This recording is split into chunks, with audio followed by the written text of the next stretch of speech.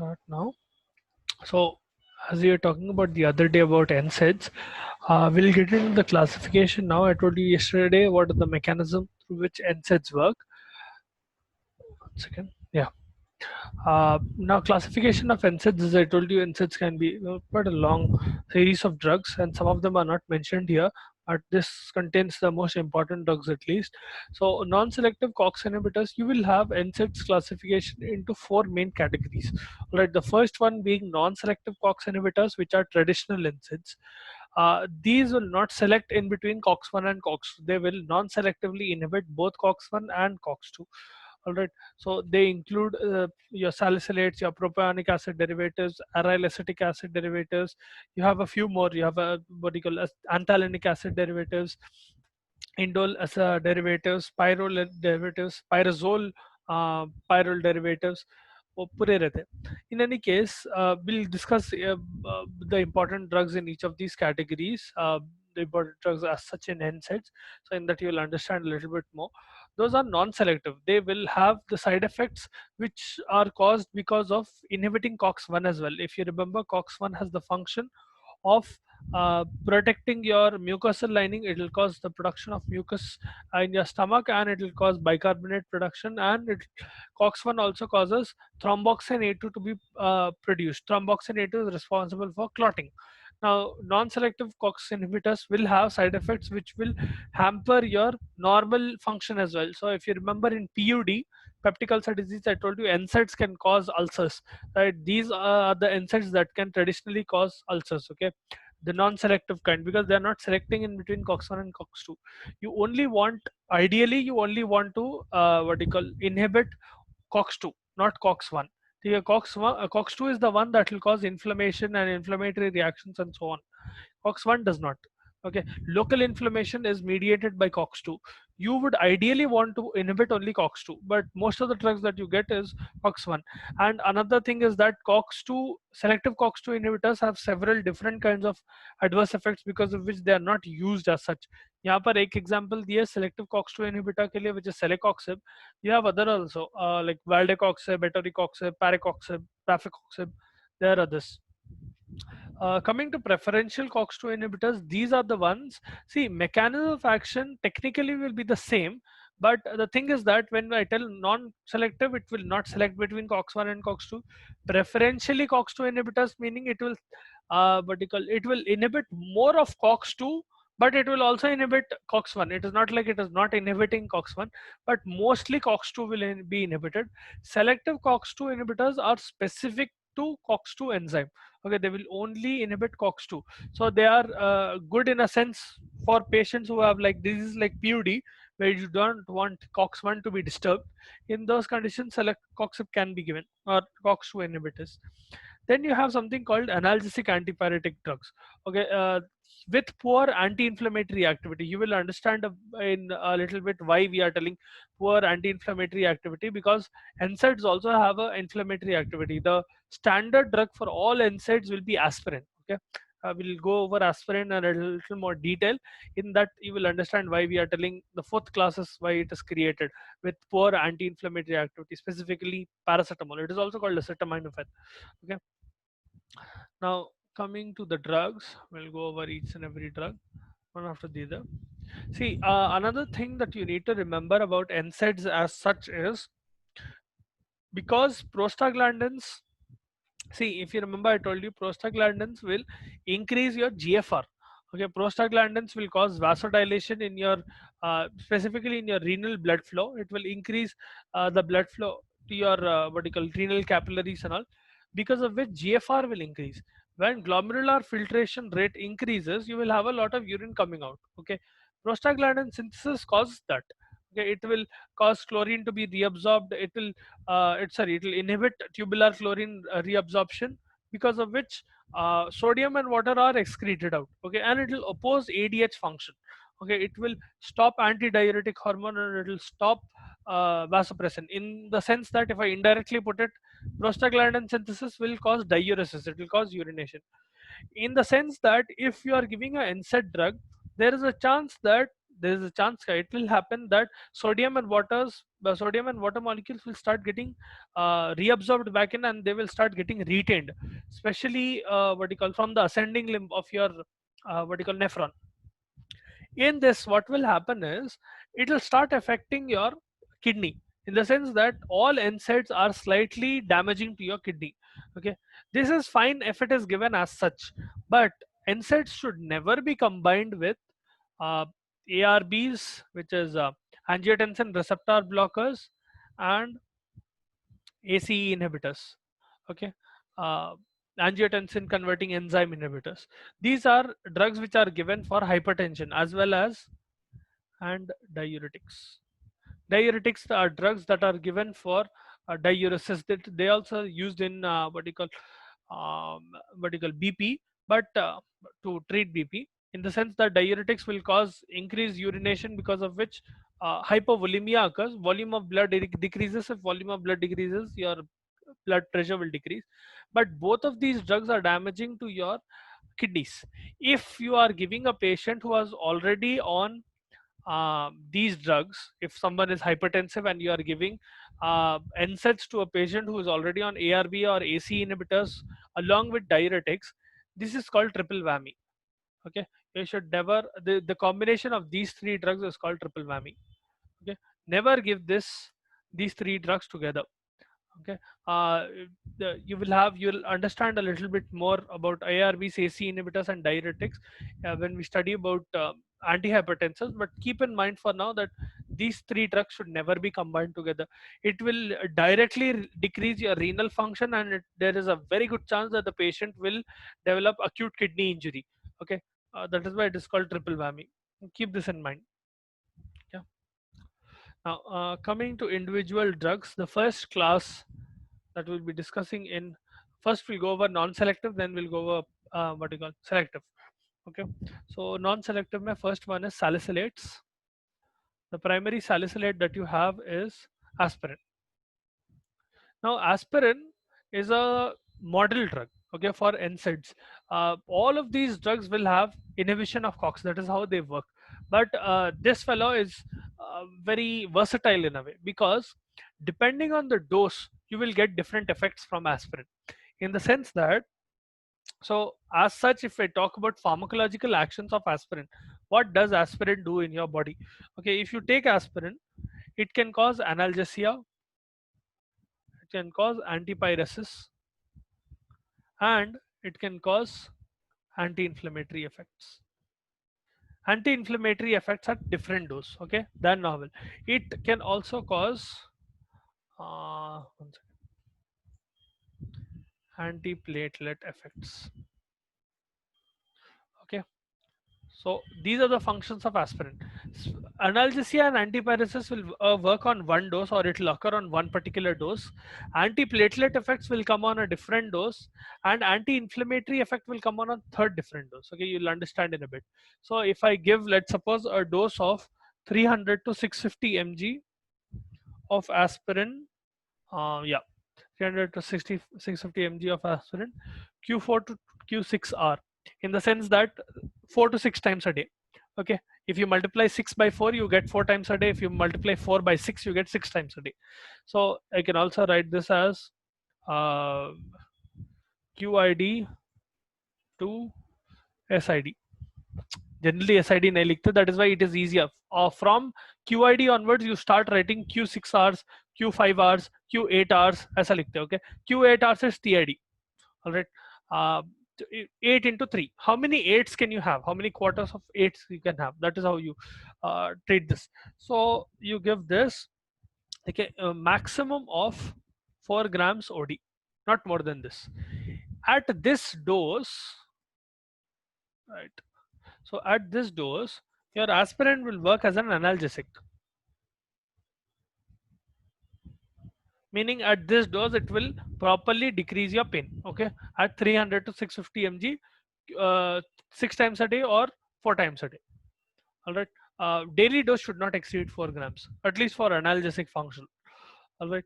If I want to get antiplatelet function, what I will do is I will give 75 mg. See the stark difference. It is almost one fourth. All right. 300 ka one fourth is 75. 75 grams oral once a day will give you antiplatelet function. If any one of you have any what do you call patients at your home who are suffering from a cardiovascular disorder, in them some patients are given this aspirin for cardioprotective effects. A small pill of aspirin is given to such patients so that they can have cardioprotective effects, because this will help in preventing clot formation. Okay, one problem in some cardiovascular patients is that a clot formation can be very very harmful, in the sense that it can lead to atherosclerosis, it can lead to thrombosis, it can lead to blockage of arteries and all of that. In them this is very good. Okay, some patients take it daily. All right, that is how it is used. A small dose of aspirin every day can be cardioprotective in a way. Okay, and if I give the same drug at 3 grams per oral in divided doses, okay, I can do BD 2 times a day, or I can do OD. Generally BD TD karte. So 1 grams in 1 gram in one dose, or 1.5 grams in one dose, wherein you are getting BD or 2 times a day or 3 times a day. This will give you anti-inflammatory effect. Yeah, anti-inflammatory effect is used specifically in disorders like autoimmune disorders like rheumatoid arthritis or osteoarthritis, where your immune system is attacking you. In those diseases, you can, in those disorders, you can use this dose of aspirin. So I hope now you understand. At different doses you are getting different effects from that same drug. Okay, aspirin will give 3 different effects based on 3 different doses, right? It will work by the same way. It will non-selectively inhibit COX. If it is non-selectively inhibiting COX, prostaglandin synthesis will not occur. Okay, hence inflammation does not occur. Coming to pharmacological effects, so other than the primary effect of blocking COX, it will have some other effects as well. So specifically, its metabolic effect is it will cause hyperglycemia. Okay, be very very careful when you are giving it to a patient who already has diabetes and someone who is pre-diabetic. Okay, this fellow can cause hyperglycemia, specifically at toxic doses. At very high doses it can cause hyperglycemia. Okay, it will become more susceptible if the patient itself is see, in a normal person, for example, someone who does not have diabetes, you are giving a toxic dose, very very high dose of aspirin. In them it can cause hyperglycemia. If it is a diabetic patient already, and let's suppose they are what do you call severely diabetic, where they are taking a lot of drugs, in them if you give aspirin, even a normal dose of aspirin can precipitate hyperglycemia. So you have to be careful in that senses. Okay, better to avoid aspirin in such patients. Then coming to respiratory effects, these are dose dependent, in the sense that how should I put it? It will cause hyperventilation. Okay, increased ventilation at anti-inflammatory doses. So I'll just write AI doses. Okay, anti-inflammatory doses, but it will cause respiratory depression at higher than anti-inflammatory doses. Okay, it will cause respiratory depression at higher than AI doses. Now, as you can see on top, your anti-inflammatory dose will be this. Okay, at a dose of 3 grams, it will cause hyperventilation. If it is causing hyperventilation, it means that it is stimulating your respiratory system a lot.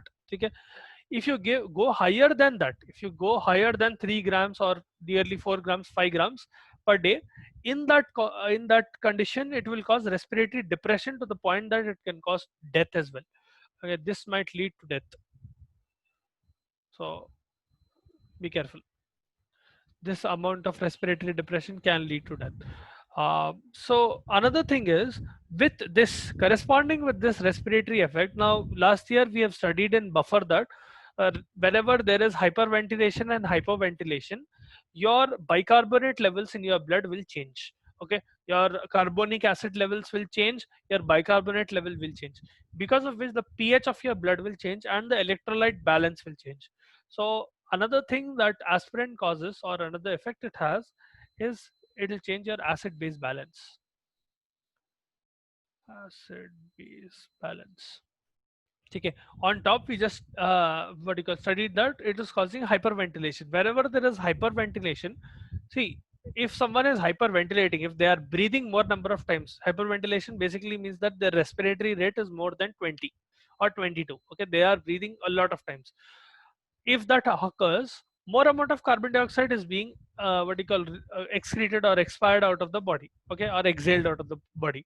If more amount of carbon dioxide gets out, more than what is required or more than what is normal, what will happen is the carbonic acid level and the bicarbonate level in your blood, that will decrease. If bicarbonate level and carbonic acid level in your blood decreases, it will change your acid pH, in the sense that if I give a dose of, so adults with 4 to 5 grams per day, second, 4 to 5 grams per day, grams, okay, be careful, यहाँ पर grams है, इधर mg है, right? 4 to 5 grams per day, that much if you are giving a dose, it will cause respiratory alkalosis, okay. This is because of hyperventilation, because more amount of carbon dioxide, carbonic acid is being used up. If more carbon dioxide gets out of your body, more carbonic acid is being used up. If more carbonic acid is being used up, there is less amount of carbonic acid present in your blood. If there is less amount of acid present in your blood, your pH of your blood will increase. That condition is respiratory alkalosis, okay. This is due to hyperventilation. At a higher dose, at a higher than normal dose, so this is anti-inflammatory dose. If you go higher than this, okay, higher dose, it will cause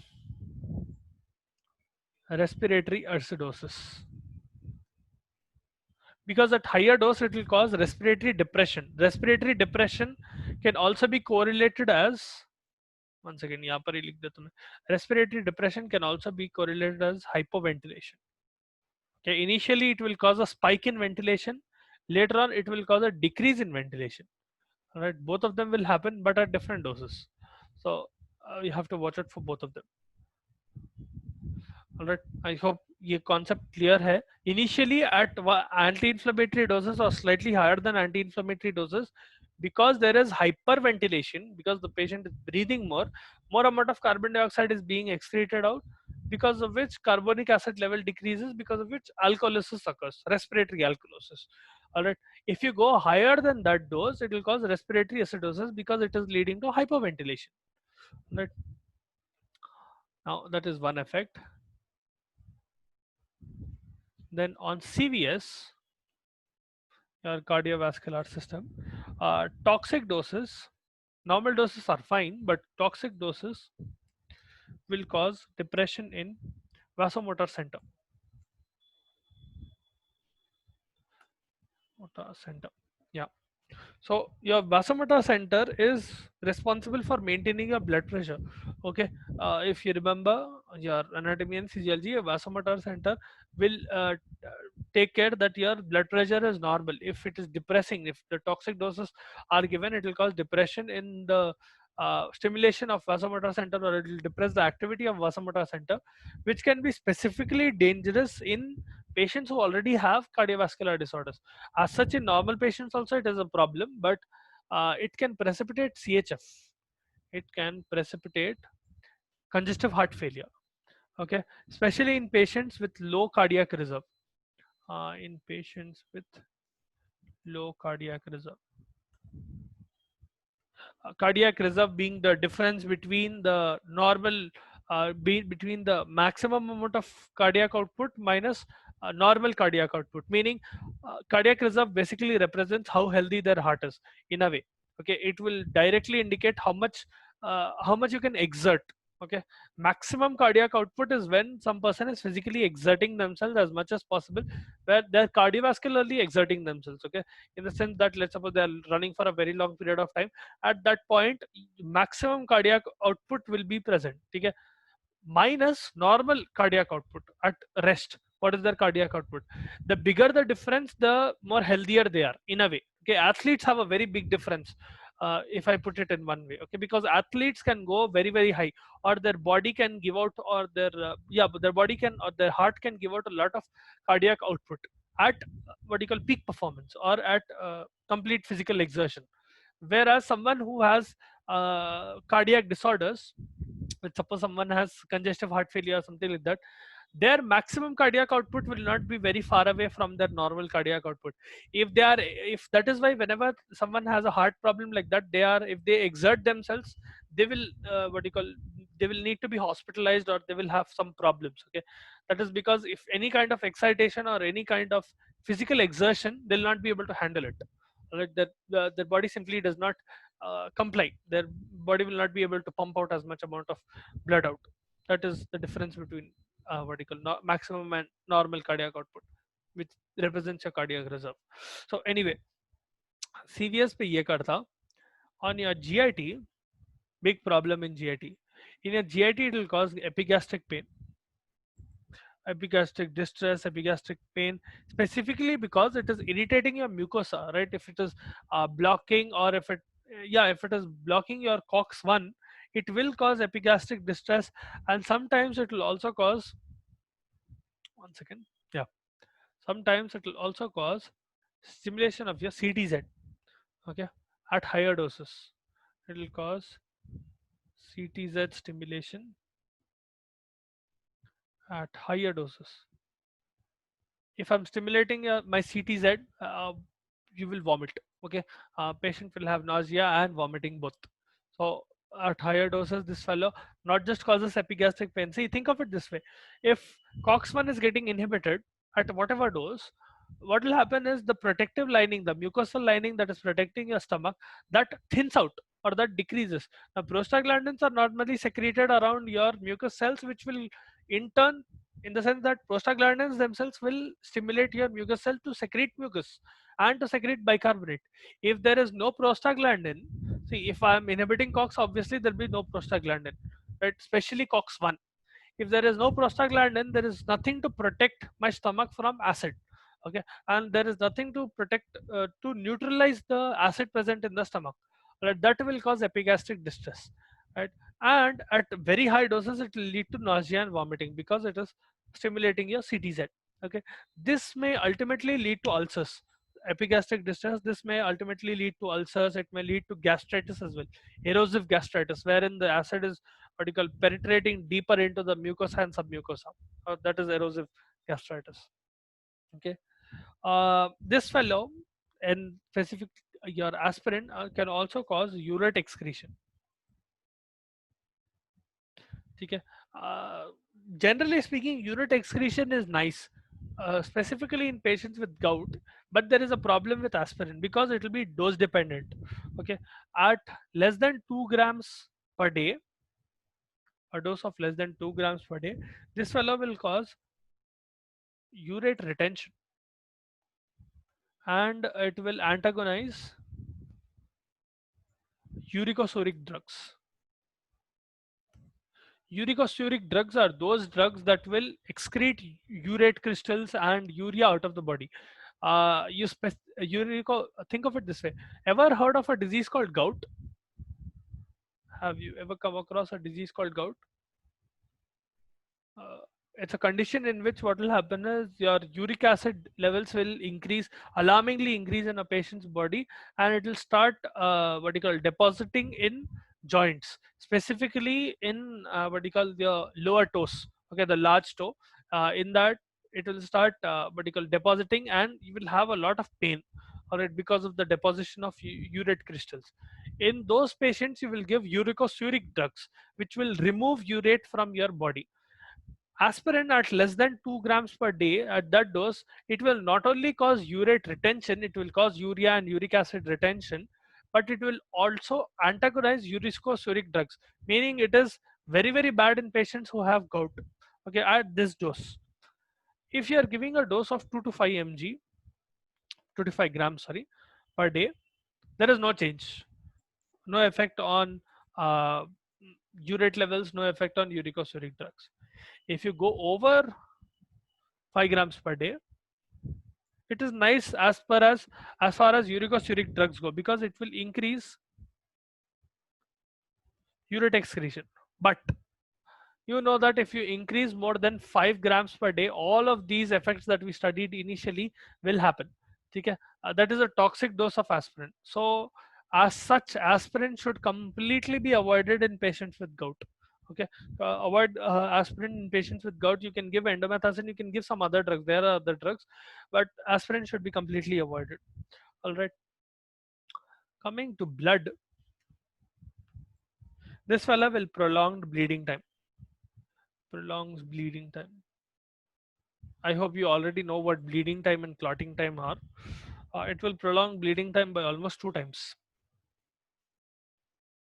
What is bleeding time, by the way?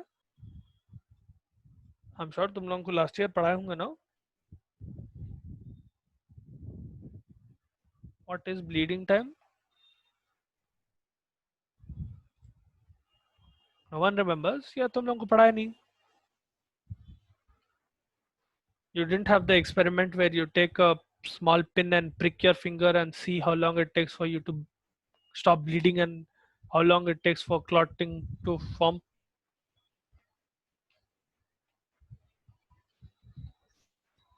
Okay, bleeding time is the time taken by your body to stop bleeding. Okay, in the sense that if you have an injury, how long does it take for initial clot formation? Not exactly pure clotting time, but at least the point where your wound will close initially. That is bleeding time. Okay, clotting time will be the time in which you will see fibrin strands being formed in your blood and proper clotting occurs. Okay, they are close by. Bleeding time will be followed by clotting time very closely.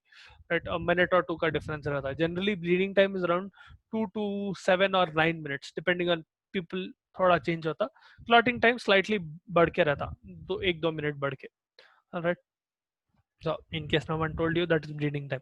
Aspirin causes prolongation of bleeding time, meaning if someone is on aspirin and they got cut or they get a injury, they will bleed out for a longer period of time than when they are normal without the drug. Okay, it will take longer period of time for their blood to get clotted and their blood bleeding to stop. So that is what do you call, this fellow will do, aspirin. Another thing is that at if you use aspirin for a very long period of time, it will decrease clotting factor production from your liver. So it can further what do you call, prolong bleeding time. If clotting factor specifically, it can affect your clotting time. If you use aspirin for a very long period of time, it will end up decreasing the production of clotting factors in your liver. Okay, these are the pharmacological effects of your aspirin. I hope you understood these. Coming to, right, please feel free to ask doubts if you have doubts. Okay, I'll keep going like this. If you, I'm thinking that you don't have doubts. If you have doubts, please feel free to ask. Coming to PK of this drug, this fella is absorbed from your stomach and your small intestine. It is poorly water soluble. It will not get solubilized in water very well, and it is 80% plasma bound. It will freely cross placenta. Avoid in pregnant women. If as much as you can, avoid in pregnant women. Okay, this fellow will uh, freely cross placenta. Okay, if you can, avoid it in women, and it will undergo liver metabolism.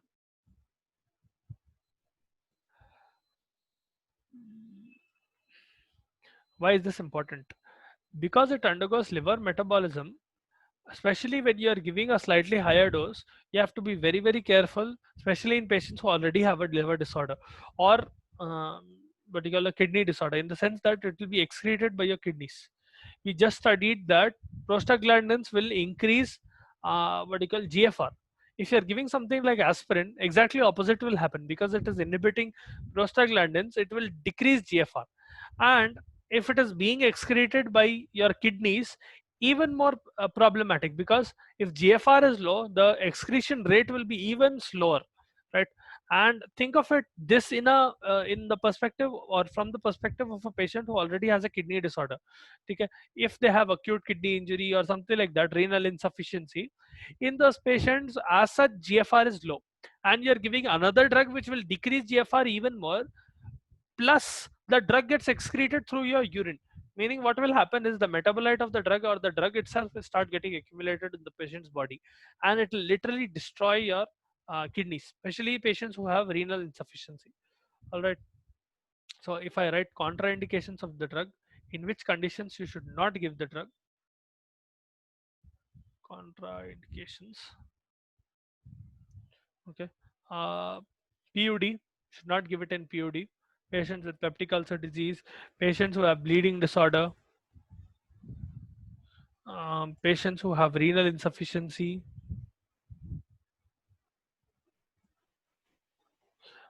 patients who have diabetes, pregnant women, lactating mothers, because the drug will pass through the milk. Hypertension, because it will cause water and sodium retention, it can spike up what do you call your hypertension even more. Right? And renal insufficiency like and congestive heart failure.